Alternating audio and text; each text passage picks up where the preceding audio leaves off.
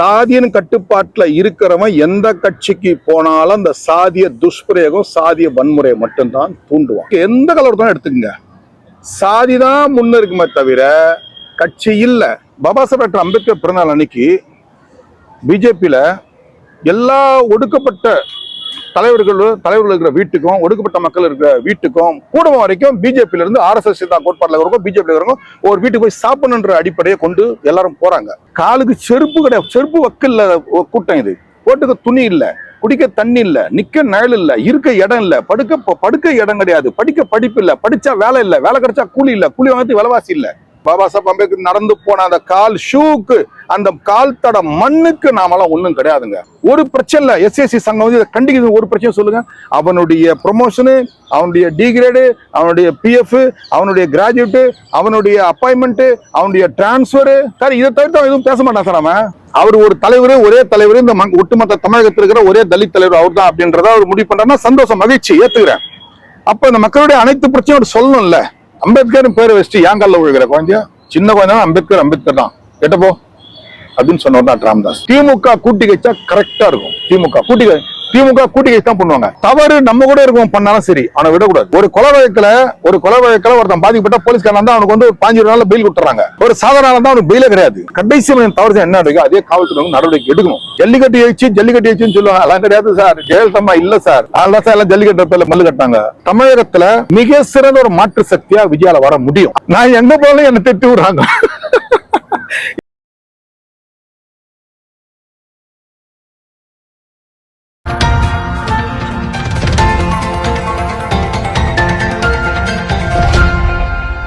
இனிய தமிழ் வணக்கம் நண்பர்களே, நான் உங்கள் வேல் ஃப்ரெண்ட்ஸ். உங்களை சந்திப்பதில் மிக்க மகிழ்ச்சி. ஒடுக்கப்பட்ட மக்களுக்காக பல்வேறு போராட்டங்களை முன்னெடுத்து பல்வேறு விஷயங்களில் சாதனை செய்த திரு தலித் ரகு அவர்கள் இன்று நம்மோடு இருக்கிறார். இன்றைய அரசியல் சூழல்கள் குறித்தும் ஒடுக்கப்பட்ட மக்களின் நிலை குறித்தும் இந்த அரசில் அவர்கள் பார்வை எப்படி இருக்கிறது என்பது குறித்தும் பல்வேறு விஷயங்களை நம்மோடு பகிர்ந்து இருக்கிறார். இனிய தமிழ் வணக்கம் சார். வணக்கம். வணக்கம் தம்பி சுரேஷ். வணக்கம் ஐயா. பொதுவாக பாஜகவை எதிரான மனநிலைமையில் தான் தலித் இயக்கங்களும் சமுதாய அமைப்புகளும் இருக்கிறது. ஆனால் நீங்கள் பாஜகவோட ஆதரவு நிலைப்பாட்டில் இருக்கீங்க. எதனால அந்த நிலைப்பாடு? சுண்டூர் படுகொலை 1986, கொடியங்குளம் படுகொலை, சிதம்பரம் அண்ணாமலை நகர்ல கற்பழிக்கப்பட்ட பத்மினி, அது உள்ள அவங்க வீட்டுக்காரன் படுகொலை, செஞ்சியில விஜயா, அந்தியூர் ஆதிவாசி பெண் கற்பழிப்பு, ஒரத்தநாடு ரங்கம்மா, முத்தாண்டிப்பம் வசந்தா, இப்படி கீழ்வன்மணி கலவரம், எந்த கலவரத்தை எடுத்துக்கோ, எல்லா கலவரத்தையும் எடுத்துக்கோங்க, எல்லா கலவரத்தையும் எடுங்க. இதுல கட்சி எங்க இருக்கு? முதல்ல அதை புரிஞ்சுங்க. கட்சி எங்க இருக்கு? யாரு கட்சியை சொல்லி அடிக்கிறான்? சாதியின் கட்டுப்பாட்டுல இருக்கிறவன் எந்த கட்சிக்கு போனாலும் அந்த சாதிய துஷ்பிரயோகம் சாதிய வன்முறையை மட்டும்தான் தூண்டுவான். அதே சாதிய வன்முறையை தூண்டுறவன் பாஜகவுக்கு வந்தான்னா அந்த சாதிய வன்முறை தான் இங்கேயும் தூண்டுவான். இவ்வளவு கோடிட்டு காட்டுற கலவரத்துல செங்கல்பட்ட காரணையும் சேர்த்துக்குங்க. செங்கல்பட்டு காரணம் John Thomas Ezhumalai 1994 October 10 shoot பண்ணது. அன்னைக்கு அந்த செங்கல்பட்டு மாவட்ட கலெக்டர் வந்து வரப்பிரசாத் ராவ், துணை கலெக்டர் ரமேஷ் மீனா. அந்த கலவரத்தை குண்டடிப்பட்டு இறந்தவங்க ஜான் தாமஸ் ஏழ்மலை. அது வரைக்கும் இப்ப நடக்கிற கலவரம் வரைக்கும் எந்த கலவரத்தான் எடுத்துக்கங்க, சாதிதான் முன்ன இருக்குமே தவிர கட்சி இல்ல. மேலவளவு முருகேசன் படுகொலை 30ஆம் தேதி, கடந்த 30, மேலவளவு முருகேசன் படுகொலை எப்படி நடத்துன்னு யோசனை பண்றீங்க? என்ன கட்சி? திமுக இருந்து அந்த பாப்பாப்பட்டி, கீரிப்பட்டி, நாட்டார்மங்கலம் அந்த இருக்கிற மேலவள கிராமத்தை சார்ந்தவர் உச்ச நீதிமன்றம் கேக்குது, யோ என்னையா உங்க ஆட்சி அதிகாரத்தில் இருக்கீங்க, நீங்க எப்படியா ஒரு பஞ்சாயத்து போர்டு தேர்தல் நடத்த முடியலையான்னு சொன்ன ஒரு பேருக்காக ஒரு தேர்தல் நடத்தணும் அப்படின்றதுக்காக உருவாக்கப்பட்டதான் அந்த தேர்தல். அந்த தேர்தல் தான் மேலவள முருகேசன். அவருக்கும் சாதிய கட்டமைப்புக்கும் எந்த சம்பந்தம் கிடையாது, ஒரு சம்பந்தம் இல்லை. அவர் சென்னைக்கு அங்க வந்து அன்ன போஸ்டா தேர்ந்தெடுத்தாங்க. அவர் வந்து கலைஞரை பார்த்துப்பார், கலைஞரப்ப CM அவரை பார்த்துட்டு போறாரு. பார்த்துட்டு போகும்பொழுது ஒரு அதே வண்டியில 6 பேர் போறாங்க. அந்த வண்டியில அதே வண்டியில அவங்க கூட பின்தொடர்ந்து போயிட்டு ஒரு குறிப்பிட்ட மேல கிராமத்துக்குள்ள வந்த பிறகு இறக்கி படுகொலை செஞ்சாங்க, வெட்டி படுகொலை செஞ்சாங்க. எல்லா பத்திரிகையும் படம் நாடே காருக்கு துப்புச்சு நாடு.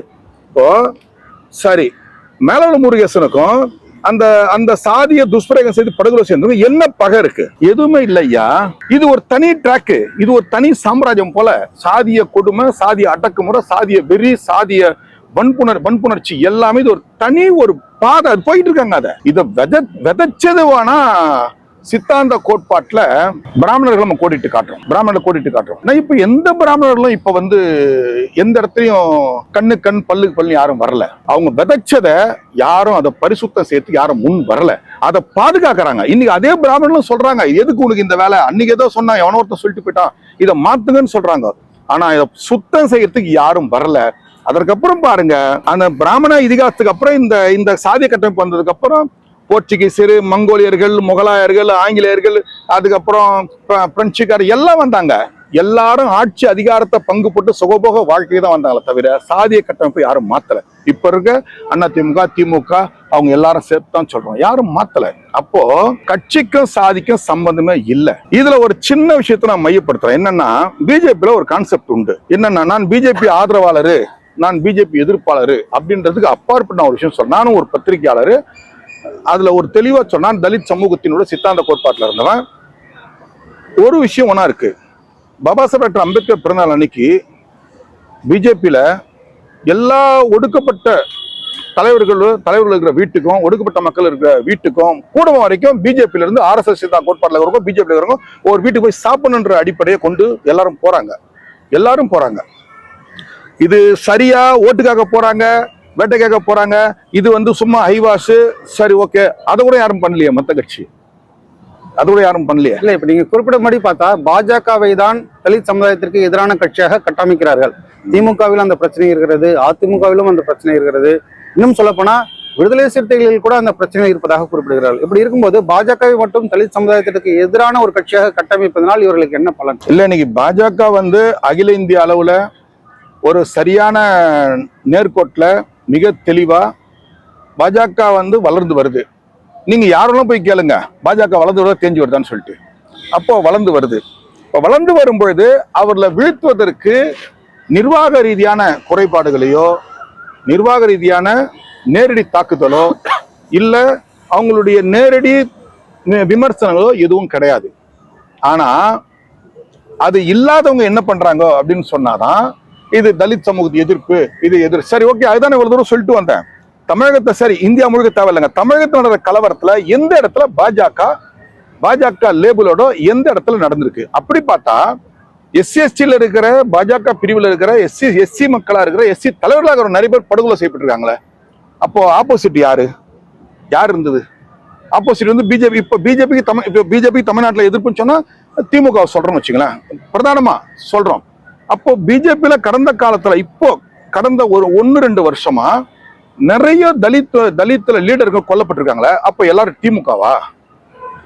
இல்ல, இவங்களை கொல்றது யாரோ ஒருத்தர் கொடுங்க தான் இருப்பான். அது வியாபார போட்டின்னு சொல்லுவான், அதுக்கு அடுத்தது இல்லங்க தனிப்பட்ட காரணம்னு சொல்லுவான், இல்ல ஏதோ ஒன்று சொல்லுவான். ஆனா படுகொலை நடந்துகிட்டு தான் இருக்கு. சரி, அப்படி பார்த்தா இப்போ தலித் மக்கள் மத்தியில இப்போ ஆம்சங்கம் படுகொலை பண்ணாங்க. அப்ப எப்படி அது?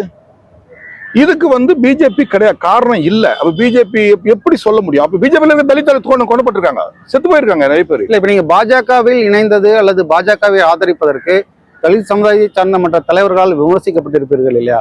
அந்த விமர்சனங்களை எப்படி எதிர்கொள்கிறீர்கள்? இல்ல, விமர்சனம்ன்றது பாபா சாஹேப் அம்பேத்கர் சொல்ற ஒரு விஷயத்த, அதாவது உன் மீது விமர்சனங்கள் வரும், காரி துப்புவாங்க, கேவலப்படுத்துவாங்க, அசிங்கப்படுத்துவாங்க.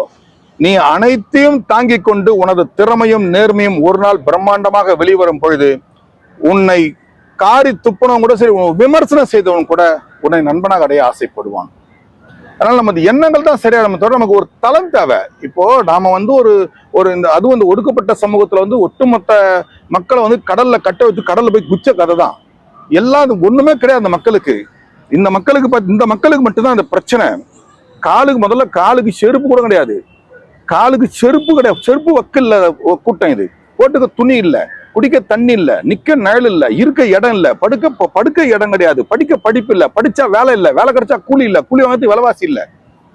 இவன் வாழ்வுரிமை என்பது எந்த காலத்திலையும் அந்த நடைபாத வாழ்க்கையே தன் வாழ்ந்திருக்கான். கிராமத்துல இருந்தா காலனி சேரிக்குள்ள இருக்கிறான், நகரத்துல இருந்தா எங்க ஒரு முல்ல பறச்சேரிக்குள்ள இருக்கிறான், இல்லைன்னு சொன்னா கூவ நதி ஓரம், சாக்கடை ஓரம், புறக்கடை ஓரம், இந்த குப்பை மேடு ஓரம், சுடுகாட்டு ஓரம், இல்லைன்னு சொன்னா கடற்கரை ஓரம் இருக்கிறான். எங்க வந்திருக்கான்? எங்கேயோ ஒருத்தர் 2 பேருங்க ஒரு ஆள் 2 பேர் வேலை செஞ்சு தன் எதையும் சொல்லாம கொள்ளாம மேல வந்திருப்பான். அவன் எங்க உள்ள இருப்பான். அவனை போய் கேட்டா இந்த மக்கள் பேரை சொல்ல மாட்டான், பாபா சாஹேப் அம்பேத்கர் பேரை சொல்ல மாட்டான். அப்போ பெருவாரியான மக்கள் இங்கதான் இருக்காங்க. அப்போ பிஜேபி செகண்டரி விட்டுருங்க. சரி, வேற யாரு இப்போ பிஜேபி தமிழகத்துல பிஜேபி இல்ல, இப்போ இவங்கெல்லாம் இருக்காங்களா? இவங்க எங்க இருந்தாங்க? இப்போ இவங்கெல்லாம் எங்க பிஜேபி ஆட்சி நடக்குதுங்க? இல்ல, அப்ப இவங்க இப்படித்தானே இருக்காங்க, மாற்றம் இல்லையே. இதான் உண்மை. இல்ல இப்ப தெளிவான சிந்தனையில கொண்டு இருக்கிறீங்க, மக்களை வழிநடத்தி செல்வதற்கு எது சிறந்த முறைன்றதும் தெளிவில் இருக்கீங்க. ஆனா பாஜகவில் ஏன் ஒரு பொறுப்பு வகிக்க மாட்டீங்க? அந்த பொறுப்புகளை ஏற்றுக்கொள்ள மறுக்கிறீர்களும் செயல்றாங்க. இல்ல, பொறுப்பு வேண்டாம். என்ன அப்படின்னு கேட்டா, நமது செயலை செய்வதற்கு பொறுப்பு ஒரு காரணம் கிடையாது. எந்த கட்சியிலையும் பொறுப்பு இருந்தா வேலை செய்வாங்கன்னு சொல்லி எல்லாரும் சொல்லுவாங்க. ஆனா எனக்கு பொறுப்பு தேவையில்லை. நான் என்னுடைய பணியை சரியா செஞ்சுக்கிட்டு போயிட்டு என் மக்களுடைய விடுதலைக்காக நான் உழைச்சி நான் விடுதலை வாங்கி நான் கையில கொடுத்துருவேன். அதெல்லாம் ஒண்ணும் கிடையாதுங்க. பாபா சாஹேப் அம்பேத்கர் நடந்து போன அந்த கால் ஷூக்கு, அந்த கால் தட மண்ணுக்கு நாமெல்லாம் ஒண்ணும் கிடையாதுங்க. என்னன்னா, இதற்கான வழிமுறைகளை பாபா சாஹேப் அம்பேத்கர் தான் சொல்லியிருக்காரு. அந்த வழிமுறைகளை நாம பாபா சாஹேப் சொன்ன வழிமுறையை இங்க இருக்கிற இடத்துல நம்ம கமா போட்டுட்டு அதற்கான திட்டங்களை சொல்லிட்டு போறதுதான் இந்த ஆயுட்காலம் தேவைப்படுமே தவிர விடுதலை வர்றது தேவைப்படவே படாது, முடியாது. இதான் உண்மையான விஷயம். சமூக நீதி பேசக்கூடிய இந்த திமுக ஆட்சியினுடைய கடந்த இந்த 4 ஆண்டு காலத்துல ஒடுக்கப்பட்ட மக்களுக்கு எதிரான வன்முறைகள் அதிகமாக நடந்திருக்கிறது. வேங்க வயல் உட்பட நிறைய இடங்கள்ல பாத்தீங்கன்னா இந்த பிரச்சனைகள் இருக்கு.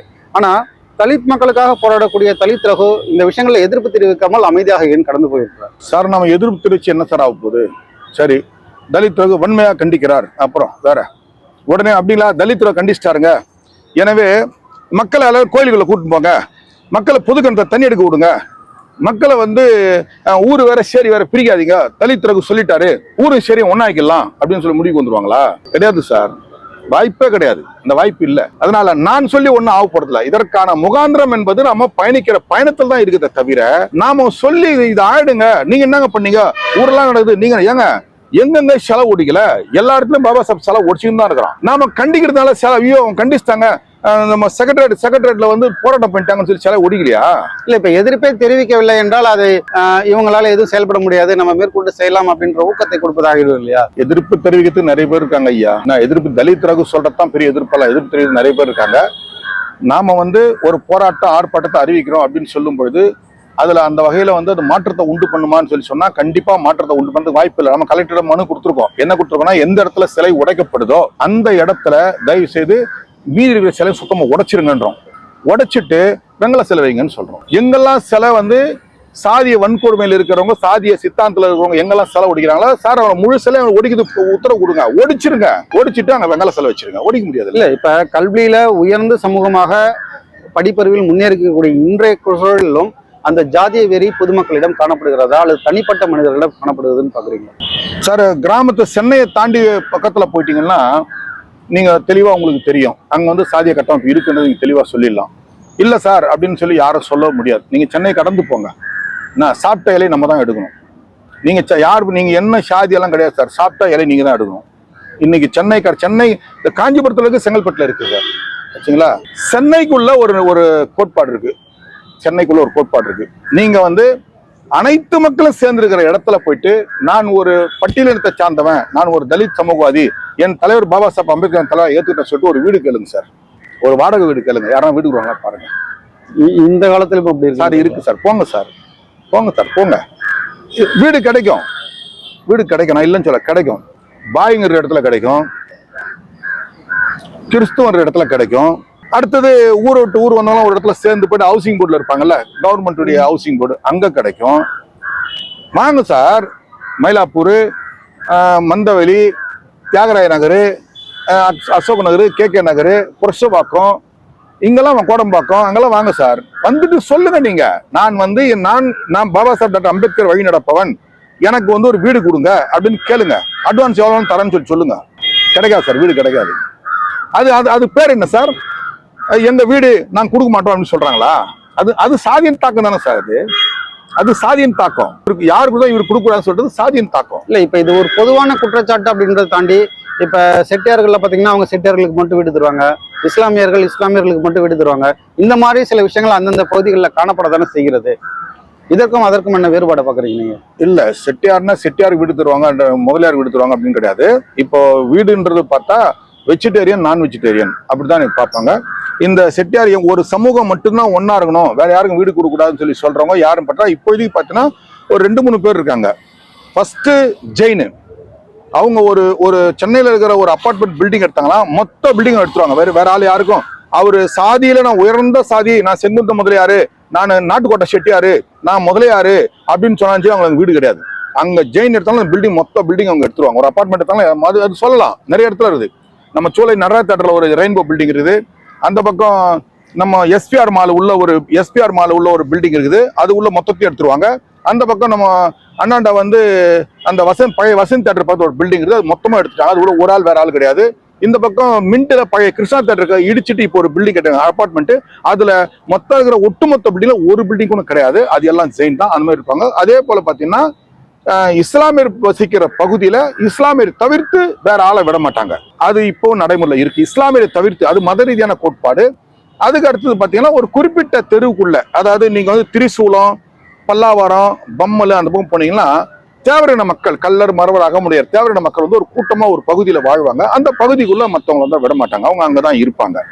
அந்த தேவர் பகுதி சார்ந்த வாழ்வாங்க. இதை தவிர்த்து பாத்தீங்கன்னா வேற எங்கேயும் அது போல நான் வந்து செட்டியார், முதலியார், உடையார், தெலுங்கார், என் தெலுங்கார் தான் விடுவோம் அப்படின்றது தனிப்பட்ட ஒரு வீடு ஒன்னா சொல்லிக்கலாமே தவிர அது டெனன்ட்ன்றப்போ அது சாத்தியம் இல்லை. ஒரு வீடு இருக்கு, அதுல ஒரு 20 வீடு, ஒரு வீட்டு ஒரு பில்டிங்ல ஒரு 25-30 டெனன்ட் ரூம் இருக்குன்னு சொன்னா அது சாத்தியப்படாது. சமீபத்தில் அரசு எஸ்சி/எஸ்டி ஊழியர்கள் வந்து செய்தியாளர்கள் சந்திப்பில் அரசு தங்களுக்கு துரோகம் செய்வதாக ஒரு குற்றச்சாட்டை முன்வைக்கிறார்கள். அவர்களுக்கு உரிய பதவி உயர்வை வழங்காமல் அவர்களை டீக்ரேட் பண்ணி பதவி இறக்கம் செய்கிறார்கள். முறையான இடஒதுக்கீடு கடைபிடிக்கப்படுவதில்லை, அவர்களுடைய பதவி உயர்வுக்கான மரியாதை அந்தஸ்து வழங்கப்படுவதில்லை என்ற ஒரு குற்றச்சாட்டு வைக்கிறாங்க. இப்போ அரசு எஸ்சி/எஸ்டி ஊழியர்கள் அப்படின்ற சங்கம் பொதுப்படையாக ஒரு குற்றச்சாட்டை முன்வைக்கும் பொழுது தலித் சமுதாய இயக்கங்களோ அமைப்புகளோ அரசியல்வாதிகளோ ஏன் ஒரு வெளிப்படையான ஆதரவை தெரிவிக்க மாட்டீங்க, அரசுக்கு ஒரு அழுத்தத்தை கொடுக்க மாட்டாங்க, ஏன், எதனால? ரொம்ப கரெக்டா பண்ணிடலாம். எப்படின்னு சொன்னா, இப்ப நான் சொல்லிருந்தேன்னா கலவரம், எத்தனை கலவரம் நான் சொன்னேன். அந்த கலவரம் என்ன, எத்தனை சேரி குடிசை வாழ் மக்களை எத்தனை பேரை அடிச்சு வெளியே தடுத்துனாங்க.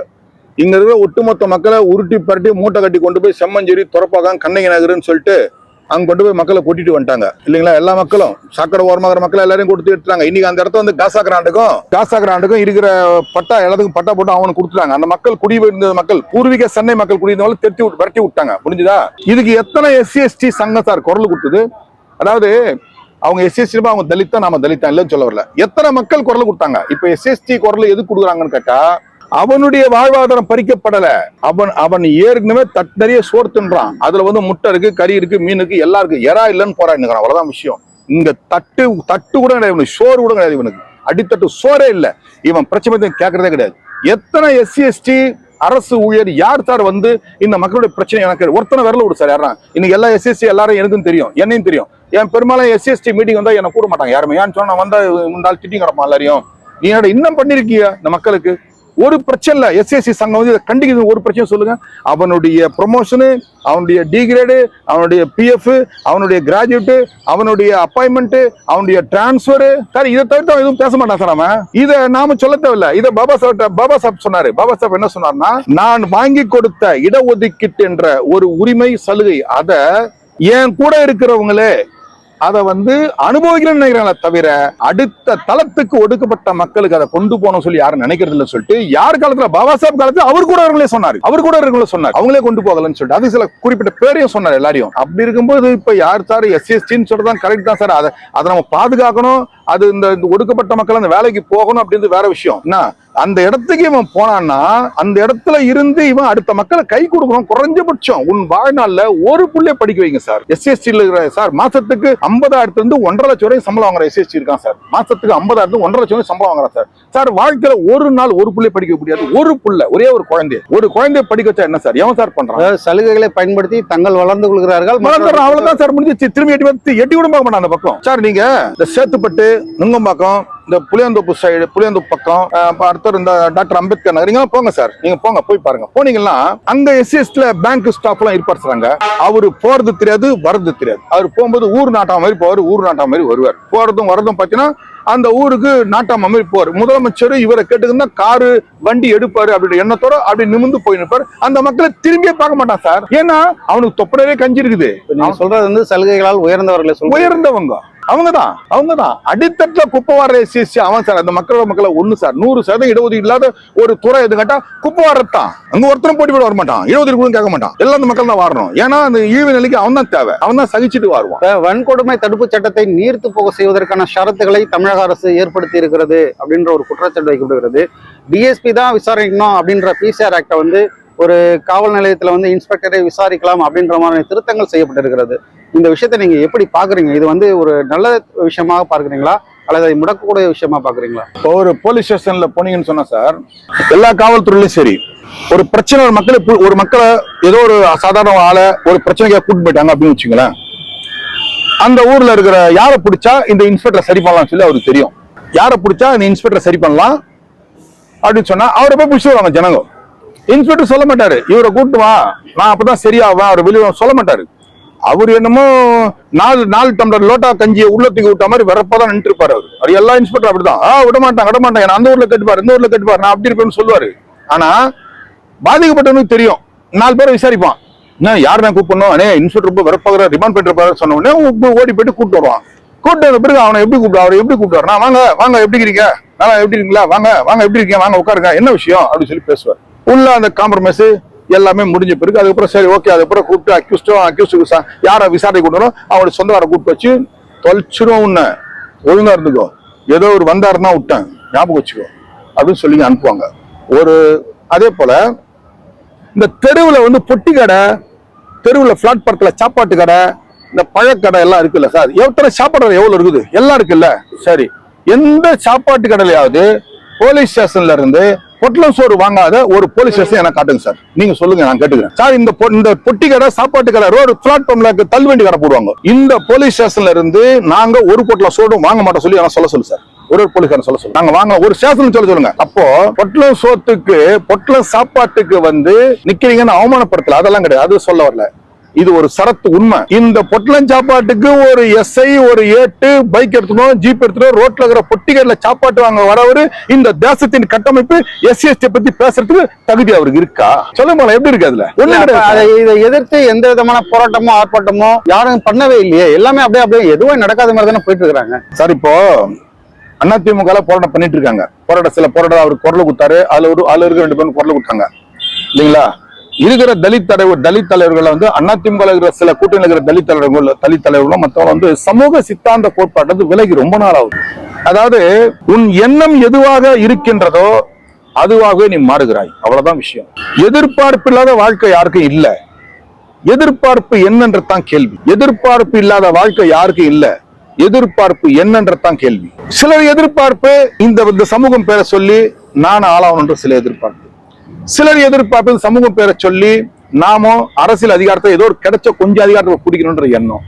சில பேரு இந்த மக்களுக்கு என்ன தவிர வேற எந்த தலைவரும் இருக்கக்கூடாது அப்படின்ற ஒரு எண்ணம். இந்த கேள்விதான் கேட்க நினைச்சேன். ஒடுக்கப்பட்ட தாழ்த்தப்பட்ட மக்களின் உண்மை தலைவனாக ஒரே தலைவனாக தன்னை முன்னிறுத்திக் கொள்ளக்கூடிய திரு திருமாவளவன் அவர்கள், அவருடைய செயல்பாடுகளை தலித் ரகு அவர்கள் எப்படி பார்க்கிறீர்கள்? இல்ல சார், அவர் வந்து தன்னைத்தானே இந்த மக்களுக்கு ஒரு பிரதானத்தா இருக்கணும் அப்படின்னு சொல்லி நினைக்கிறது தவறு கிடையாது. அவர் நினைச்சுக்கலாம். ஏன்னா அந்த மக்களோட மக்களா இருந்தவர், இந்த மக்கள் கூட பிரச்சனைல வந்தவர், பங்கெடுத்தவர் பல்வேறு காலகட்டத்தில். இன்னைக்கு வந்து வடக்கு மாவட்டத்துல ஒரு குறிப்பிட்ட அளவு வந்து இந்த மக்களுக்கு ஓரளவு குறைஞ்சபட்சம் அநீதி நடக்காம இருக்கு, பிரச்சனை நடக்காம இருக்குன்னு சொன்னா அது திருமாவளவன் மிகப்பெரிய காரணம். அதை நம்ம ஏத்த ஆகணும். ஏன்னா பறந்துபட்ட அந்த மக்களுக்கு தலைவர்கள் பத்தல. ஒவ்வொரு பகுதியிலிருந்து மக்கள் வரணும், எல்லாரும் ஒரு குழந்தை சேரணும். பிறகு யாரும் வரக்கூடாது, நான் ஒண்டிதான் தலைவர் அப்படின்னு சொல்லும் பொழுது அதை நம்ம ஏத்துக்கிட்டு தானே ஆகணும். சரி ஓகே, ஏத்துக்கலாம். ஓகே, அடுத்த கேள்வி, நீங்க ஒரு தலைவர் தானே சொல்றீங்க. இப்போ அவரை பத்தி நான் குறை சொல்ல, அவர் தலைவரும் ஏத்துக்கிறேன், நானே ஏத்துக்கிறேன். அவர் மக்களுடைய பிரச்சனைகளை, சமுதாய மக்களின் பிரச்சனைகளை அரசின் கவனத்திற்கு கொண்டு செல்வதில்லை அப்படின்ற குற்றச்சாட்டு இருக்கிறது. அது உண்மை சார், அதான் சொல்ல வரேன். ஏன்னா அவர் ஒரு தலைவர், ஒரே தலைவர், இந்த ஒட்டுமொத்த தமிழகத்தில் இருக்கிற ஒரே தலித் தலைவர் அவர் தான் அப்படின்றத அவர் முடிவு பண்றாருன்னா சந்தோஷம், மகிழ்ச்சி, ஏத்துக்கிறேன். அப்ப இந்த மக்களுடைய அனைத்து பிரச்சனையும் சொல்லணும்ல. இப்போ பஞ்சமநிலத்தை பத்தி ஏகப்பட்ட பிரச்சனை. 12.5 லட்சம் ஏக்கர் தமிழகத்துல இருக்கு. அதுல 1.25 லட்சம் ஏக்கர் தான் பஞ்சமலம் இருக்கு. பஞ்சமலம் 1.25 லட்சம் ஏக்கர் தான் கண்டுபிடிக்கப்பட்டிருக்கு. மீதி 12 லட்சத்துல 1.25 லட்சம் போச்சா, மீதி பார்த்தா ஏறக்குறைய 11 லட்சம் ஏக்கர் காணாம போயிருக்கு இல்லையா? இப்ப ஆளுகின்ற அரசு திமுக தானே. அவரு நம்ம அவர் முதல்வர் கூட ரொம்ப நெருக்கமா தான் இருக்காரு. அப்போ இந்த கோரிக்கை அவர் வைக்கலையே, எந்த கோரிக்கை வைக்கலையே. இல்ல, தன்னுடைய கட்சியினுடைய கொடியை நட முடியாத, அதுக்கான அதிகாரமே அதுக்கான செல்வாக்கை இல்லாத ஒரு தலைவர் எப்படி ஒடுக்கப்பட்ட மக்களின் குரலாக ஒலிக்க முடியும்ன்ற கேள்வியை இன்னைக்கு சமூக வலைதளங்கள்ல சமுதாயம் சார்ந்த இளைஞர்களே முன்வைக்கிறத பாக்குறோம். முதல்ல திருமாவர்களை ஒரு தலைவனாக, ஒரு கடவுளாக பார்த்த இளைஞர்கள் இன்று அவருக்கு எதிரான மனநிலையில் செயல்படுவது சமூக வலைதளங்கள்ல தென்படுகிறது. இதை நீங்க எப்படி எடுத்துக்கிறீங்க? என்ன சொல்லிட்டு இந்த சமூக களத்துக்கு நம்ம வந்தோமோ, அதிகாரம் கிடைச்ச பிறகு அதை நடைமுறைப்படுத்தணும். நம்ம என்ன சொன்னன்றதை பார்த்துக்கணும். இந்த மக்கள் விடுதலையை பத்தி சொல்லியிருப்போம். இந்த மக்கள் சேரி மக்கள், அதாவது சேரி மக்கள் கிளர்ந்தெழுந்தால் சேதாரம் நிச்சயம் இல்லைங்களா? அதே திருமாவளவன் வந்து சொன்ன வார்த்தைகள் வந்து நினைவு இருக்கும். அதே திருமாவளவன் சொன்ன வார்த்தை நினைவு இருக்கும். உலகத்தை எழவைக்கும் உழைக்கின்ற வர்க்கம் ஒருபோதும் கலகத்தை செய்யாமல் கண்டதலை மார்க்கம். வாக்குரிமை பறிக்கப்பட்ட நமக்கு, வாழ்வுரிமை பறிக்கப்பட்ட நமக்கு வாக்குரிமை மட்டும் எதற்கு? இதெல்லாம் அவர் சொன்ன வார்த்தை தான் இல்லைங்களா? இப்ப அந்த வார்த்தை சொல்லுவாருங்களா? தேர்தல் அரசியல் வந்துட்டாரு, சொல்ல முடியாது. அப்ப சொல்ல முடியாது. அதனால அவருடைய பாத பயணம் மாறிடுச்சு. பாத பயணம் மாறி ரொம்ப வெகு தூரம் போயிடுச்சு. அவர் பாத பயணம் ஒண்ணு வேணா உண்மை. அவர் எதை நோக்கி வந்தாரோ அதுல அவர் ஜெயிச்சுட்டாருன்றதான் உண்மை.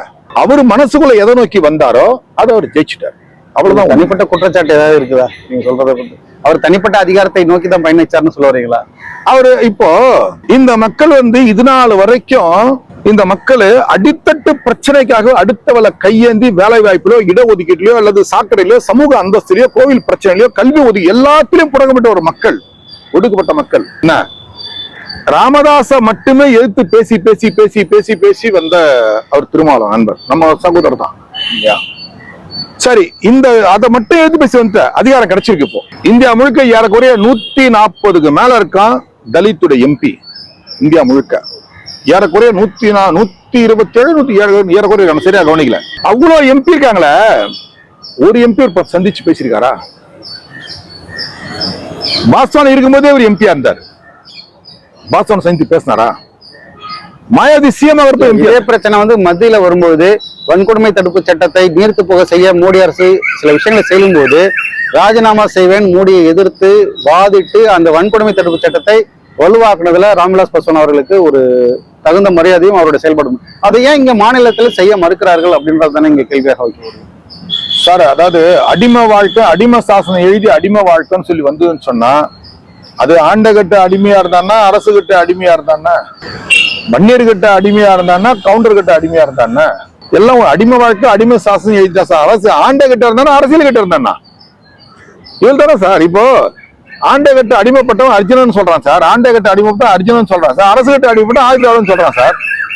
ஆண்ட கிட்ட அடிமைப்பட்டவன் அர்ஜுனன் சொல்றான், அரசு கிட்ட அடிமைப்பட்ட ஆதித்யாவன் சொல்றான். அடிமை சாசனம் தானே. என்ன எனக்கு தேவையான வயிற்றுக்கு தேவை கிடைச்சின்னு சொன்னா எல்லாம் காலம் மாறி போயிடுச்சு. அவ்வளவு. சமூக நீதி, இடஒதுக்கீடு இதை பத்தி பேசும்போது டாக்டர் ராமதாஸ் அவர்களை நம்ம தொடாம போக முடியாது. இன்னைக்கு டாக்டர் ராமதாஸ் அவர்களுக்கும் அன்புமணி ராமதாஸ் அவர்களுக்கும் இடையிலான இந்த மோதலை எப்படி பாக்குறீங்க? இது இந்த தமிழ் சமூகத்தில் ஏதேனும் பாதிப்பை ஏற்படுத்தும் நீங்க நினைக்கிறீங்க? ஏன்னா பாமக ஒரு வலுவான கட்டமைப்பாக இருந்து ஜாதி கடந்த மக்களுக்கு அவருக்கு முக்கியத்துவம் கொடுத்திருந்தார். கடந்து வந்த பாதைகள்ல சில இடர்பாடுகள் இருந்தாலும் கூட சிறுபான்மையினருக்கான பொருளாளர் பதவி, தாழ்த்தப்பட்டவருக்கு ஒரு பொதுச் செயலாளர் பதவி அப்படின்னு அந்த சமூக நீதிக்கான ஒரு கட்சியாக தான் பாமகவை அவர் நடத்தி கொண்டு வந்தார்.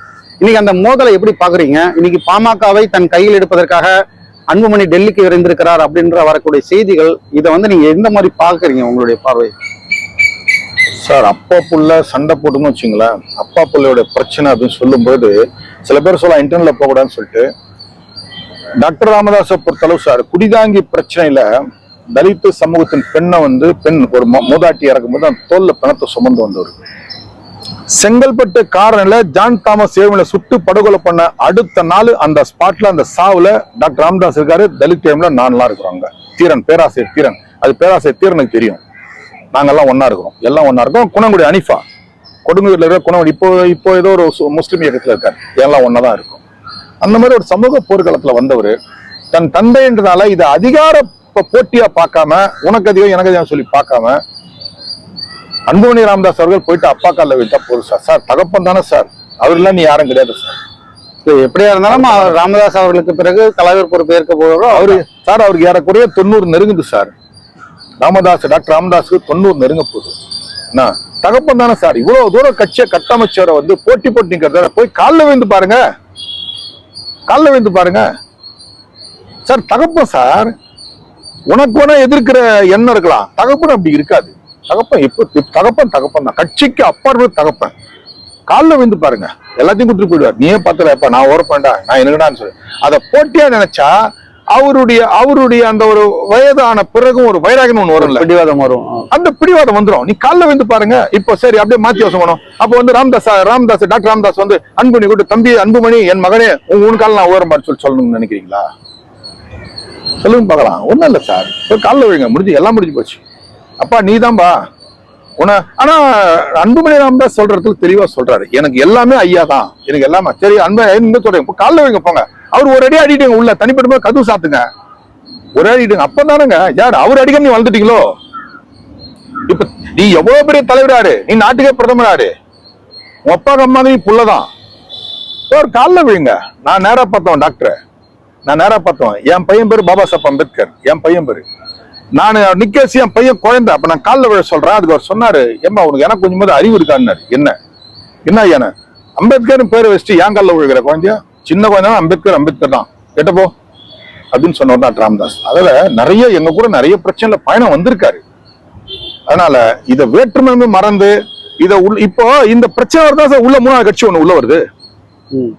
கட்சியில ஏதோ சார் யாரோ ஒருத்தர் யாரோ உள்ள வராங்க, யாரோ பஞ்சாயத்து எப்படி சார் வரும்? புருஷன் பொண்டாட்டிக்குள்ள பிரச்சனை வந்ததுன்னு சொன்னா ஒரு அனுசரணை ஏத்துக்கலன்னு சொல்றப்ப மூணாவது உள்ள வராங்கல்ல. அப்பம் பிள்ளைகள பிரச்சனை வருதுன்னு சொன்னா ஒரு அனுசரணை வரலச்சா மூணாவது உள்ள வராங்களே. மூணாவது வரதுக்கு வாய்ப்பு என்ன? பிரச்சனை வரும்போது அது பிரச்சனை நாம சரி பண்ணிக்கலாம். சொல்லுங்க. இந்த சட்டமன்ற தேர்தல் கூட்டணி கணக்குகளை எப்படி பாக்குறீங்க? திமுக கூட்டணியில் இருக்கக்கூடிய கூட்டணி கட்சிகள் அதிக இடங்கள் வேண்டும் அப்படின்ற ஒரு பிரச்சனையை இப்ப முன்னெடுக்கிறாங்க. அதிமுக பாஜக கூட்டணியில் கூட்டணி ஆட்சி அப்படின்ற ஒரு வாதம் இப்ப முன்வைக்கப்படுகிறது. சட்டமன்ற தேர்தலை எதிர்நோக்கி போய் கொண்டிருக்கும் போது இப்ப வந்து கூட்டணி ஆட்சிக்கான வாய்ப்புகள் இருக்குமா? திமுக கூட்டணி கட்சிகளுக்கு அதிக இடங்களை கொடுப்பதற்கான அழுத்தத்திற்கு உள்ளாகும் நினைக்கிறீங்களா? அது அவங்க கொடுக்க மாட்டாங்க சார், எந்த காலத்தையும் கொடுக்க மாட்டாங்க. அந்த வாய்ப்பெல்லாம் கிடையாது. இது ஒவ்வொரு தேர்தல் நடக்கிற ஒரு அந்த காலகட்ட பேச்சு அது பண்ணுவாங்க. இப்ப இன்னும் யாரும் மாநாடு அறிவிக்கலையே, எந்த கட்சியும் மாநாடு அறிவிக்கலையே. மாநாடுலாம் அறிவிப்பாங்க. இப்போ தேர்தல் வர்றதுக்கு இன்னும் ஒரு ஆண்டுக்குள்ளதானே இருக்குது. அதனால ஒரு ஆண்டு கூட கிடையாது, ஒரு 10 மாசம் இருக்கு. இப்ப மாநாடெல்லாம் அறிவிச்சுவாங்க, எல்லாரும் அவங்கவுங்க அறிவிப்பாங்க. தேர்தல் நேரத்தில் 5 வருஷத்துக்கு முன்னாடி மாநாடு அறிவிப்பாங்க.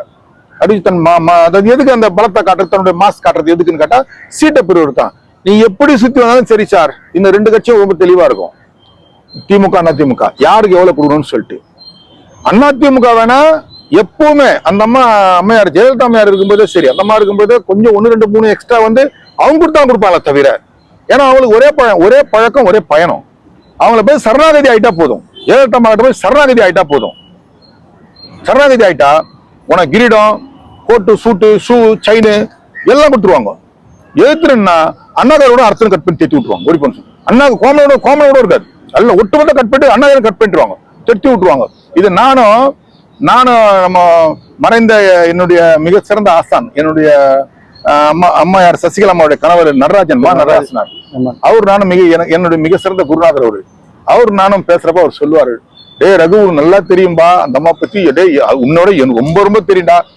ஏதாவது அந்த அம்மாக்கு பிடிச்சிச்சுன்னா அவன் கல்லு மண்ணோட இருந்தா எல்லாத்தையும் தள்ள வச்சிருவாங்க. அவனால சுமக்க முடியாது, அந்த அளவுக்கு கொடுத்துருவாங்க. குடிக்கலன்னு சொன்னா அரணா கூட கட் பண்ணிடுவாங்க, கட் பண்ணிட்டு அம்மனோட விட்டு விட்டுருவாங்கடா. இதாண்டா அது போல அந்த அம்மா ஒரு பீரியட்ல போனா பாருங்க, பிஜேபி ஆளானது, அதுக்கப்புறம் பாமக கூடுதலா சீட்டு வாங்குது, மதிமுக சீட்டு வாங்குது, விருது சீட்டு வாங்குது, கம்யூனிஸ்ட் சீட்டு வாங்கலாம். கணக்கு போட்டு பாருங்க, அந்த மாதிரி நிறைய இருக்கும். திமுக கூட்டி கழிச்சா கரெக்டா இருக்கும். திமுக கூட்டி கழிச்சு தான் பண்ணுவாங்க. இது என்ன பண்ணுவாங்கன்னு கேட்டா, திமுக எப்போ ஒரு தேர்தல் வியூ உண்டு. அது அவங்க கட்சிக்கு அது சிறந்ததாக சொல்லிக்கலாம் இல்லையா. எதிர்முகாமல எல்லாத்தையும் மூடி க்ளோஸ் பண்ணிடணும். அது வரைக்கும் பொறுத்து இருப்பாங்க. இவங்க கூட்டத்தை பத்தி பேச மாட்டாங்க. எதிர்முகாமல எல்லாம் முடிஞ்சிச்சு, இவங்க போறதுக்கு இடம் இல்லைன்னு ஆயிடும். அந்த அளவுக்கு மிக தெளிவா கணக்கு போட்டு எதிர்முகாம் முழுக்க சீட்டு பங்கு கூட்டணி அதெல்லாம் போட்டு சண்டை சச்சிரமா முடிச்சு க்ளோஸ் பண்ண பிறகு அதுக்கப்புறம் இங்க ஆரம்பிச்சு அப்புறம் எங்கேயும் ஓட முடியாத, தொடர்ந்து மட்டும் வாங்கிட்டு போ அப்படின்னு. அது ரொம்ப தெளிவான ஒரு சூத்திரம். அது சரியா பண்ணுவாங்க. எப்பவும் நடக்கிறதா எல்லாம் பொறுத்து. அது ஒண்ணு மாற்று கருத்து ஒண்ணும் கிடையாது. எதிர்வருகின்ற ஜூலை 5 வந்து திரு ஆம்ஸ்ட்ராங் அவர்களுடைய நினைவு தினம். அவருடைய படுகொலைக்கு நீதி கிடைத்து விட்டதாக நினைக்கிறீர்களா? இல்ல சார், இது வந்து இந்த பதில் யாரு சொல்லணும்னு கேட்டா முதல்வர் தான் சொல்லணும். என்னன்னா அரசியல் ரீதியா 2-3 பேர் உள்ள இருக்காங்கன்றது அது அவருக்கும் தெரியும். விமர்சனம் வெளியே இருக்கு, அரசியல் ரீதியா வெளியே உள்ளது இவங்க எல்லாம் இருக்காங்கன்னு சொல்லிட்டு எல்லாம் புகார கொடுக்குறான். டெல்லியில போயிட்டு காங்கிரஸ் தலைவர்கிட்ட போய் புகார் கொடுத்து வந்தாங்களே, செல்ல பிறந்தைக்கு தொடர்பு இருக்குன்னு சொல்லிட்டு போய் புகார் கொடுத்து வந்தாங்கல்ல. அதனால அந்த படுகொலைக்கான உண்மையான விஷயத்த என்னன்றத, யாரால தொடர்பு அப்படின்றத அரசு தான் முடிவு பண்ணும். அரசுக்கு ஒரு மிகப்பெரிய ஒரு பொறுப்பு என்ன தெரியுமா சார்? முதல்ல தவறு நம்ம கூட இருக்கவன் பண்ணாலும் சரி, அவனை விடக்கூடாது.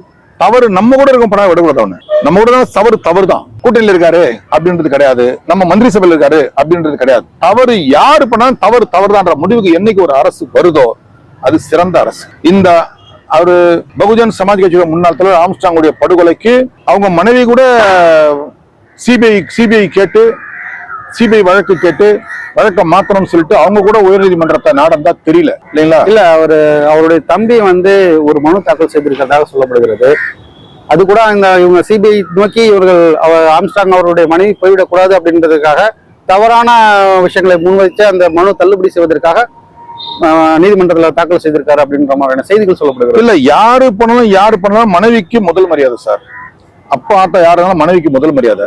அவங்க அதை சரியான சட்ட காரணங்களை வச்சு அவங்க கேட்கலாம், சிபிஐ விசாரணை கேட்கலாம், அவங்களுக்கு உரிமை இருக்குது. அதை அரசு பரிசீலிக்கிறதுக்கு நீதிமன்றத்துக்கும் தார்மீக அடிப்படை கடமை இருக்குது, அரசுக்கும் அந்த கடமை இருக்குது. கொடுக்காத அவங்க விருப்பம், நீதிமன்றத்துக்கும் அரசுக்கும். ஆனா தார்மீக கடமை இருக்குது. அவங்க கொடுக்கலன்னா நீதிமன்றம் பதில் சொல்லும், அரசு கொடுக்கலன்னா நீதிமன்றத்துக்கு அரசு பதில் சொல்லணும். அப்போ இது இருக்கு. இதுல நாம கேட்கறது ஒண்ணே ஒண்ணுதான் சார். என்னன்னா சார், ஒரு சமூகத்துல மிக சிறந்த ஒரு கட்சியின் தேசிய கட்சியில இருக்கிற ஒரு மாநிலத்துல ஒரு படுகொலை என்பது அவ்வளவு சாதாரணமா ஏத்துக்க முடியாது சார். அது ஏத்துக்க முடியாது. இப்படி ஒரு படுகொலை நடக்குது, அதற்கான முழுமையான தீர்வு என்னன்றது கிடைக்கலன்னு சொன்னா சார், இந்த நிலை வேற யாருக்கு வராதுன்னு நினைக்கிறீங்க? இந்த நிலை வேற யாருக்கு வராது?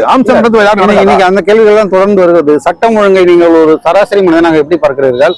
காவல்துறை உங்கள் நண்பன்றாங்க, அது குற்றவாளிகளுக்கா பொதுமக்களுக்கா? ஏன்னா இன்னைக்கு அஜித்குமாரோடைய மரணம், லாக்அப் டெத்து, நுங்கம்பாக்கத்துல 8 வயது சிறுமியை ஒரு எஸ்ஐ பாலியல் வல்லுறவுக்கு உட்படுத்தி அது ஒரு பிரச்சனை போயிட்டு இருக்கிறது. இதெல்லாம் எதிர்கட்சிகள் பொதுமக்களுடைய கடுமையான எதிர்ப்பிற்கு அப்புறம் தான் அவர்கள் மீது நடவடிக்கைகள் எடுக்கப்படுகிறது.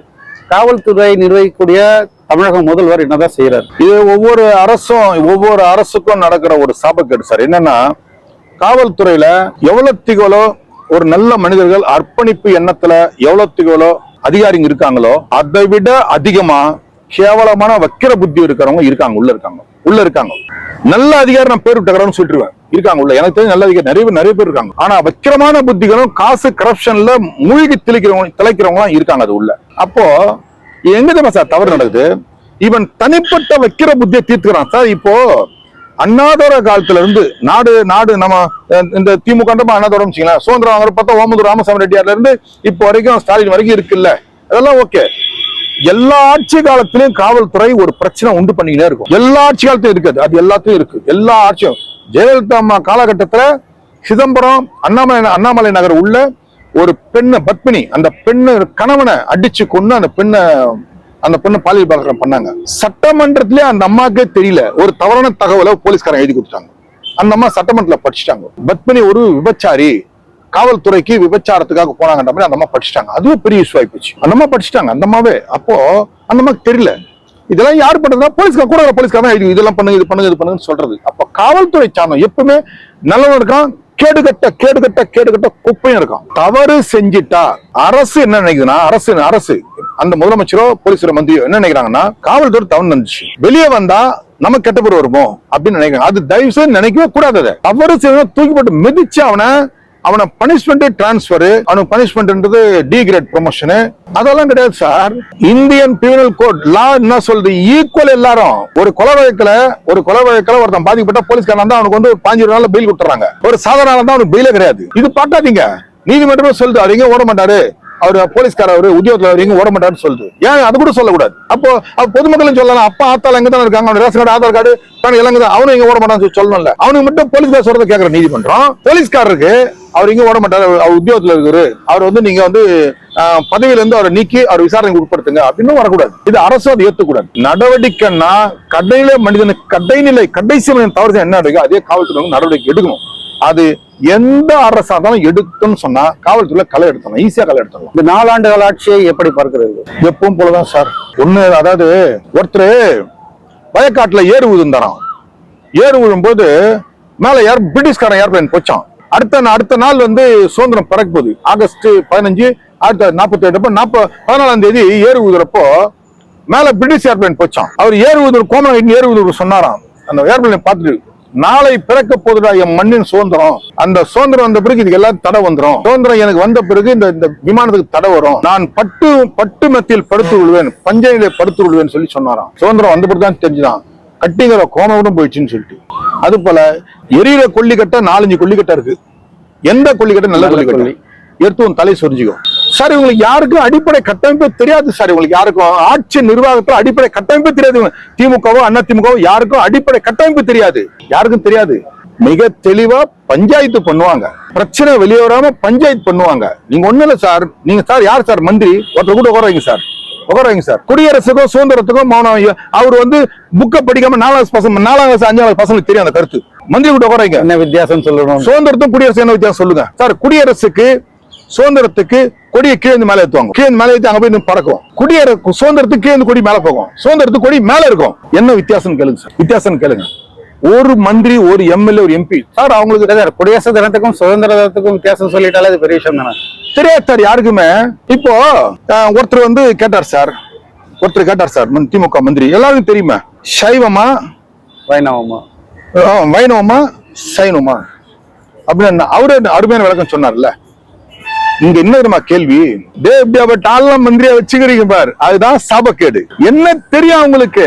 என்ன தெரியும்? பஞ்சாயத்து பண்ண தெரியும். எல்லாரையும் கட்டமைச்சுன்னு என்ன மீறி இந்த ஊருக்குள்ள ஒரு ஓட்டு வாங்க முடியாது, எல்லாம் யாளுங்க தான் அப்படின்னு சொல்றதுதான் சார் இதான் சார் கட்டமைப்பு. அவங்க தெரிஞ்ச கட்டமைப்பு தான். அடித்தட்டு கட்டமைப்பு யாருக்குமே தெரியாது. இந்த நாட்டுல the value of rupee, இந்த நாட்டுல நீ எவ்வளவு தூரம் நீ பொருளாதாரத்தை மேம்படுத்தாலும் சரி, அது இந்த நாட்டுல மண்ணுல இருக்கிற அந்த விளைச்சலும், மண்ணு கீழே இருக்கிற மைன்ஸ், கனிம நீர்ம சேர்மம், மருத்துவம், அறிவு, இதை மட்டும்தான் குறித்து ஒரு நாட்டின் பொருளாதாரமே முடிவு பண்றது. எத்தனை பேர் சார் தெரியும்? எத்தனை பேருக்கு தெரியும்? அப்போ ஒண்ணுமே தெரியாதவங்க தான் சார் இந்த நாட்டை நம்ம கொடுத்துருக்கோம். நம்ம கொடுத்துருக்கு அங்கதான் சார் கொடுக்குறோம். திமுக வேணும்னு சொல்லி யாரும் கொடுக்கல சார். எடப்பாடி வானம் தான் கொடுத்தோம். ஜெயலலிதா ஆட்சி ஜெயிக்கிறப்போ ஜெயலலிதா வேணும்னு மக்கள் விருப்பப்படல. கருணாநிதி வேண்டாம் தான் முடிவு பண்ணாங்க. அப்போ ஜெயலலிதா தான் வேணும்னு சொன்னா அவங்க ஏன் சார் 96 தோக்குறாங்க? 96 தோக்குறாங்க. மீண்டும் 2001 வராங்க. மீண்டும் 2006 தோக்குறாங்க. 2006 தோக்குறாங்க.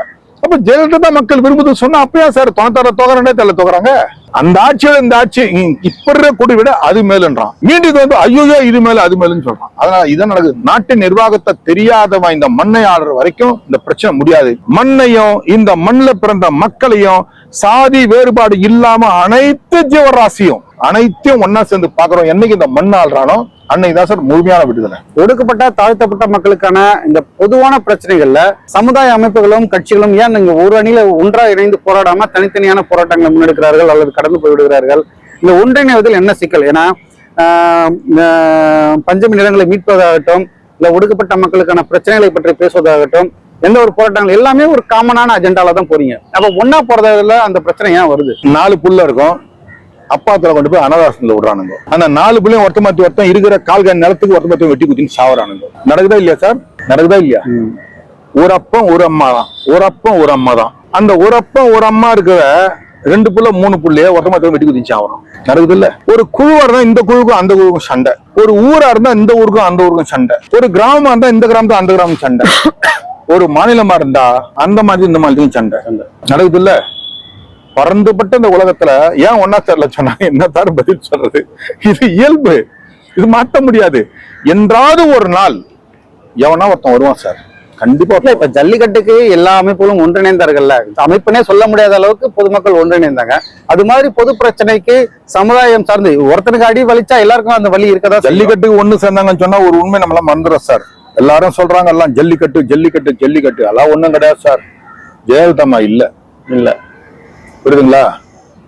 ஜெயலலிதா இருந்தாங்கன்னா ஜல்லிக்கட்டு எல்லாம் பஞ்சாப் கட்டு ஆயிட்டு இருக்கும். அதெல்லாம் கிடையாது. ஜல்லிக்கட்டு எல்லாம் ஒண்ணு சொல்றது அன்னைக்கு வலிமை இல்லாத அரசு. மக்கள் வந்து தன்னிச்சையா போராடுதுன்னு சொன்னா மக்கள் வந்து சார் ஒரு பிரச்சனையை கொண்டு வராங்கன்னு சொன்னா அதே மக்களுக்கு வந்து இன்னைக்கு எப்படி இருக்காங்க பாருங்க. ஒரு பிரச்சனை நடக்கும். ஒண்ணு இல்ல சார், இப்போ தமனா அசின் ஒரு ட்வீட் போட்டா 1.5 லட்சம் 2 லட்சம் எல்லாம் ட்வீட் போகும் சார். ஒரு சமூக மக்களை பத்தி ஒரு பிரச்சனையை பத்தி சொன்னீங்கன்னா அதுக்கு 4 பேர் 3 பேர் அடகு தள்ளுறான்னு சொல்லிட்டு போவோம் சார். இது நடக்குதா இல்லையா? அதனால ஜல்லிக்கட்டு ஜல்லிக்கட்டுன்னு சொல்லுவாங்க. அதெல்லாம் கிடையாது சார். ஜெயலலிதா இல்ல சார். அதனால சார் எல்லாம் ஜல்லிக்கட்டு பேர்ல மல்லு கட்டாங்க. எல்லாம் ஒண்ணு எல்லாம் யார் சார் வருவாங்க? வந்துருவாங்களா எல்லாரும்? ராகவா லாரன்ஸ் ரோட்டுக்கு வந்துருவாரா? ராகவா லாரன்ஸ் ரோட்ல வந்து போராடினார்ல, விஜய் வந்து போராடினார்ல. ஓகே, போராடினாங்க, அதெல்லாம் நம்ம மாற்று கருத்து இல்ல, ஏத்துக்கலாம். அதெல்லாம் உண்மைதான். வந்தாங்க போனா அதெல்லாம் சந்தோஷம், ஏத்துறோம். அந்த அம்மா இருந்தா வந்திருப்பாங்களா? அம்மா இருந்தா விஜய் அரசியலுக்கு வந்திருக்க மாட்டார்ல. இல்ல, அதனால அந்த அம்மாவுடைய எப்பவுமே ஒரு நாட்டினுடைய கட்டமைப்புன்னு ஒண்ணு இருக்குது. ஒரு கட்டமைப்பு, ஒரு தலைமை வலிமை, அது இருந்தா யோசனை பண்ணுவாங்க. இன்னைக்கு வந்து ஏன் மோடியை பத்தி எல்லாம் மத்த நாட்டுக்காரன் பயப்படுறான், மத்த நாட்டுக்காரன் இல்ல ஒரு நிமிஷம் இல்ல அப்படின்றான். இப்போ இங்க இருந்து சொல்றாங்கல்ல, ஒரு வார்த்தை சொல்றாங்கல்ல, இனி இந்தியாவுக்குள்ள எங்கேயாவது ஒரு இடத்துல குண்டு வெடிச்சதுன்னா நேரடியா அடிப்பேன்னு சொல்றாங்கல்ல. இது ஒரு கட்சியோட வலிமை தானே சார். ஒரு கட்சியோட வலிமை, அதனுடைய தலைமை, அதனுடைய அழுத்தம், என் மண்ணு என் மக்கள், அது உள்ள இருக்கிறதுல நம்ம போல. அதுக்கப்புறம் நம்ம அங்க வந்து நம்ம உள்ள போய் பேசிக்கிறோம், கொள்றோம், இது இந்துத்துவம் என்னன்றது அது பேசிக்கிறோம். ஆனா ஒரு தலைமன்றது ஒண்ணு இருக்குல்ல, இது என் மண்ணு, பறந்த இந்த பாரதம், அகில பாரதம் வந்து என் மண்ணுன்ற ஒரு தலைமை வருது இல்ல. அப்போ வரும்பொழுது அது எல்லாருக்கும் தலைமை இருக்கு. அன்னைக்கு இல்ல, எல்லாம் பண்ணாங்க. இந்த மக்கள் எல்லாரும் தன்னெழுச்சி போராடுறதுலாம் ரொம்ப ரொம்ப குறைவு சார். தன்னெழுச்சியா போராடணும்னு சொன்னா நீ எதுலையுமே இந்த மக்களை ஒண்ணு சேர்க்க முடியாது. எதுலையுமே இப்போ ஒரு வேட்பாளரை கூட்டு ஊர் ஊரா போங்கலாம், ஓட்டு கேட்கறதுக்கு ஊர் ஊரா போங்கலாம் சார். ஒவ்வொரு சந்துல இருந்தும் அம்மா ஏந்து வந்து கேள்வி கேட்பான் சார். நீ என்ன பண்ண, போன வாரம் என்ன பண்ண, நாங்க இங்க லோல் பட்டோம், இங்க ஊடு எரிஞ்சுது, அது எரிஞ்சுது, ஒருத்தரும் கிடையாது, எல்லாம் கேள்வி கேட்பான்ல. சரி, எல்லாம் கேட்டாலும் விட்டுருங்க, எல்லாம் விட்டுருங்க, பரவாயில்ல. கேள்வி கேட்டா எலெக்ஷன் அன்னைக்கு போய் பாருங்க, அவன் எங்கன்னு சொல்லி ஓட்டு போட எலெக்ஷன் போங்க சார். எல்லாம் கோட்டரசு ஓட்டு போட்டு வைப்போம் சார். நீங்க போங்க ஐயா, ஐயா போங்க, நான் பாத்துருக்கேன், போங்க. நாங்க போன நிறுத்துவோம், வயல நிறுத்திட்டு இறங்கி கீழணும். நாங்க ஜீப் மேல நின்று பேசிடுவோம், இறங்கி கீழணுவோம். இறங்கலன்னு சொன்னா அடிக்க வருவான் போலுது. ஓட்டு வேணுமே, நம்ம அங்க இறங்கி என்னப்பா சொல்லுங்க பாடணும் சொல்லுவாங்க. உட்காந்து அவன் சொல்லுவான், இது என்ன அது என்ன இது என்ன அது என்னமோ சொல்லுவான். அவன் வாயில ஏதோ அவன் நைட்டு தூங்குறப்ப கோட்டர் போட்டு எதெல்லாம் போதில வந்து அதெல்லாம் தெரிஞ்சு பிறகு வளருவான், எல்லாத்தையும் வளருவான். எல்லாத்தையும் வந்து நாங்க பேண்ட் போதும் கேட்டுப்போம், அப்படியே கேட்டு எல்லாத்தையும் கேட்டு கண்டிப்பா நடக்கும். ஆட்சி வரும், நாங்க ஜெயிப்போம், கண்டிப்பா நடக்கும். அப்படி சொல்ல கண்ணருக்கா சொல்லுவான் சார். போயா போயா போயா போடா போடா எல்லாம் இந்த மாதிரி நிறைய கேட்டான் எவ்வளவு சொல்லி பார்த்திருக்கும். அவனை தேர்தல் அன்னைக்கு போய் பாருங்க சார் என்ன பண்றான்னு சொல்லிட்டு. அவன் தான் சார் ஃபுல்லா டைட்டா போட்டு அவன் தான் சார் எங்க அப்பா உதயசூரியன், எங்க அம்மா ரெட்டையிலன்னு சொல்லி அவன் தான் சார் போயிட்டு. அப்ப ஏன் அந்த கேள்வி கேட்டா அது அப்போ அது வேற வாய், இது நாராயணால அந்த மாதிரி போயிட்டே இருப்பான். ஒண்ணும் கிடையாது சார், வாய்ப்பே கிடையாது சார். நீங்க ஓட்டு போடுற கூட்டம் இன்னைக்கு பெருங்கூட்டம் ஒண்ணு இருக்கு சார். ஓட்டு போடுற கூட்டம், உழைக்கின்ற மக்கள் தான் ஓட்டு போடுற கூட்டம். என்ன நீங்க எல்லா ஒயின் ஷாப்ல பாருங்க, கொஞ்சம் பாருங்க, ஓட்டு போடுறது அவங்கதான். போய் எப்படி இருக்கான் போய் பாருங்க, எப்படி இருக்கான், எந்த கோலத்துல ஒரு பாட்டில வாங்குறான், ஒரு பாட்டில வாங்குறதுக்கு எப்படி பெல்ட் அடிக்கிறான் போய் பாருங்க. அவன் தான் சார் ஓட்டே போடுறான், அவன் தான் சார் நாட்டு ஆள சொல்றான். ஓட்டு போடுறதுக்கு நாட்டு ஆளுறதுக்கு கூட்டம் இருக்கணும், அது அவங்க விரும்புறாங்க. ஹிட்லர் சொல்றான் ஒரு வார்த்தை, ஒரு அரசாங்கத்துல மிகப்பெரிய வெற்றி என்ன தெரியுமா, அரசால் ஆளு பண்ற மக்கள் முட்டாளா இருப்பதான் அரசாங்க மிகப்பெரிய வெற்றின்னு சொன்ன ஹிட்லர். அப்புறம் தமிழக அளவிலும் தேசிய அளவிலும் மக்களை ஒருங்கிணைப்பதற்காக, குறிப்பா தாழ்த்தப்பட்ட ஒடுக்கப்பட்ட மக்களை ஒருங்கிணைப்பதற்கு ஒரு வலுவான தலைவர் இல்லை அப்படின்ற ஒரு வெற்றிடம் இருப்பதாக உணர்கிறோம். அதை நீங்கள் ஆமோதிக்கிறீர்களா? 100% இருக்கு. இல்ல, நான் ஒத்துக்கிறேன், நானும் ஒத்துக்கிறேன். நாங்க பெரிய தலைவருங்க, நாங்க வந்துருவோம், இதெல்லாம் சொல்றதுலாம் தகுதியோட கிடையாது சார். நம்ம சும்மா சொல்ல முடியாது சார். 1-2 வந்தாங்கல்ல தலைவருங்க, ஒரு 2 முகம் தெரியலுக்கு வந்தாங்கல்ல, அவங்க வந்து இந்த மக்களோட விடுதலை விட அவங்களோட பஞ்சாயத்து ரொம்ப பெரிய விஷயமா போயிட்டாங்க. அவங்க ஏற்படுற தனிப்பட்ட பஞ்சாயத்து அவங்களுக்கு பெரிய விஷயம். வந்தாங்க 4-5 பேர் வந்திருக்காங்க, 4-5 பேர் 8 பேர் 10 பேர் வெளியே வந்திருக்காங்க. இந்த சமூகத்தின் குரல் வெளியே வந்திருக்காங்க. அவங்களுக்கு எல்லாம் இந்த மக்களுடைய பிரச்சனைகளை விட தன் சார்ந்தவர்கள் தன்னை சுத்தி இருக்காங்கல்ல, அவங்களுடைய பஞ்சாயத்து முதன்மையானது, அவங்களுடைய வருமானம் முதன்மையானது.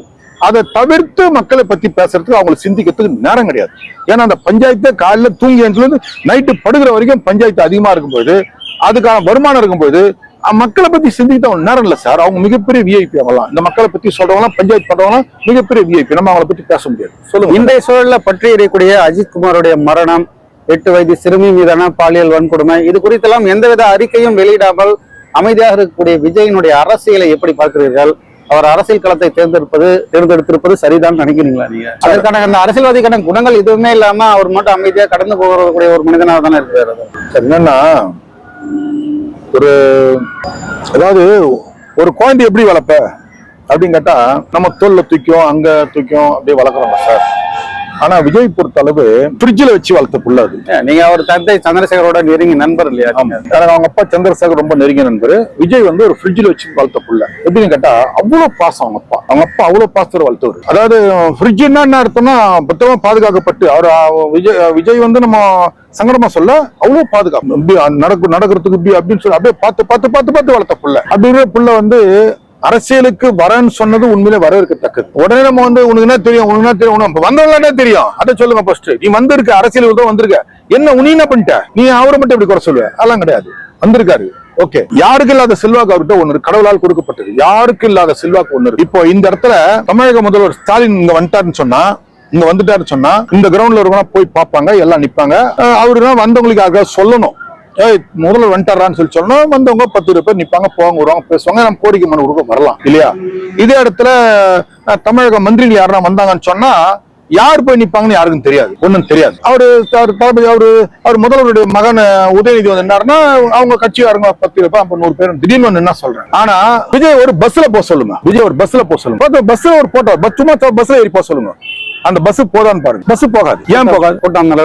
பஸ் நிறைஞ்சிரு மட்டும் பஸ் அந்த இடத்துல நகராது. யாரு வந்து அப்படின்னா விஜய் வந்துட்டாருங்க, நீங்க வரீங்களா கேட்கத்தால பஸ் நகராது. இது கடவுளால் கொடுக்கப்பட்ட வரம். அப்படியாப்பட்ட ஒரு நபரு அரசியலுக்கு வந்திருக்காரு, நம்ம வாழ்த்தணும், நம்ம யாரையும் தூற்றக்கூடாது, வாழ்த்தணும். சில நெளிவு சுழி வந்து காலப்போக்குல அவரை சரி சேர்த்து வரணும். எதுவா இருந்தாலும் ஒண்ணுதான். வள்ளுவனே சொல்லியிருக்கான், இடித்து பழித்து கூறுவார் அற்ற மன்னன் கெடுப்பார் என்று தானே கெட்டழிவான். இது யாருக்கு பொருந்தோ யாருக்கு பொருத்தலையோ நம்ம கேப்டன் விஜயகாந்துக்கு பொருந்தும். இடித்து பழித்து கூறுவார் அற்ற மன்னன் கெடுப்பார் என்று தானே கெட்டழிவான். சுத்தி துதிப்பாடுற கூட்டத்தை வச்சு கூடாது, நான் சொல்றதான் நீ கேட்கணும் அப்படின்ற அந்த மாதிரி மனப்பக்குவம் வரக்கூடாது. ஒரு சமூக சிந்தனையால இந்த மண்ணைய மக்கள் நேசிக்கிறவன அடையாளம் தெரியாம அவன மூல கிடப்பான். இந்த மக்களை பத்தி சிந்திக்கிறவன் அவனை கூட்டு பக்கத்துல வச்சு ஆலோசனை பண்ணா கண்டிப்பா இந்த தமிழகத்துல மிக சிறந்த ஒரு மாற்று சக்தியா விஜயால வர முடியும். அந்த பயம் எல்லாருக்கும் இருக்குவதா இன்னைக்கு அவரை பத்தி விமர்சனம் பண்றாங்க. ஆனா விஜய் வந்து பெரிய சித்தாந்த கோட்பாட்டுவாதி, அவருக்கு அது தெரியும் இது தெரியும் அப்படின்றதா சார்.